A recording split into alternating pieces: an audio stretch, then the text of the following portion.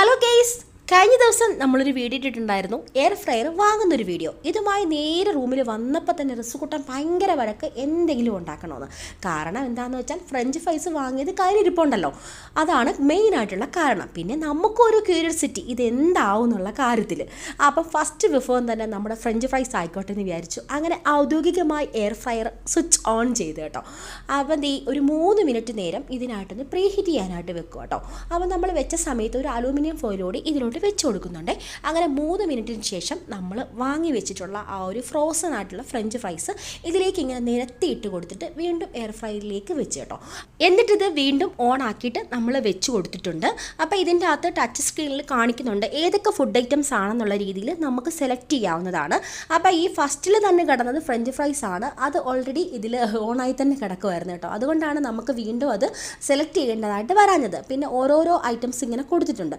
അപ്പോൾ ഇതിൻ്റെ അകത്ത് സെറ്റ് ചെയ്ത് വെച്ചിരിക്കുന്ന സമയം എന്ന് വെച്ചാൽ ഫ്രഞ്ച് ഫ്രൈസിന് 200 ഡിഗ്രി സെൽഷ്യസിൽ 15 മിനിറ്റ് നേരം ബേക്ക് ആവണമെന്നാണ്. അങ്ങനെ ഓരോരോ ഫുഡ് ഐറ്റംസിനും ഓരോരോ ടൈമും കാര്യങ്ങളൊക്കെയാണ്. അപ്പോൾ നമ്മൾ അതൊക്കെ സെറ്റ് ചെയ്ത് വെച്ചിട്ടുണ്ട്. ഈ ഒരു 15 മിനിറ്റ് നേരം റിസുകൂട്ടൻ ഇതുപോലെ തന്നെ ഇതിൽ നോക്കിക്കൊണ്ടിരിക്കുകയാണ്. കാരണം ഇത് ട്രാൻസ്പെറൻ്റ് ആയിട്ട് കാണാൻ പറ്റുന്നത് കൊണ്ട് തന്നെ ഇങ്ങനെ ചുമന്ന് വരുന്നതും എന്നൊക്കെ പറഞ്ഞുകൊണ്ടേ നിൽക്കും ആൾ. അങ്ങനെ 15 മിനിറ്റ് നേരം തള്ളി നീക്കിയിട്ട് നമ്മളത് കട്ട് ഓഫ് ആയിട്ടുണ്ട്. അത് പിന്നെ നമ്മൾ സ്വിച്ച് ഓഫ് ആക്കിയിട്ട് ഒരു ഫ്രഞ്ച് ഫ്രൈസ് പുറത്തെടുത്ത് കേട്ടോ. അപ്പോൾ അത്യാവശ്യം നല്ല രീതിയിൽ തന്നെ വെന്ത് വന്നിട്ടുണ്ട്.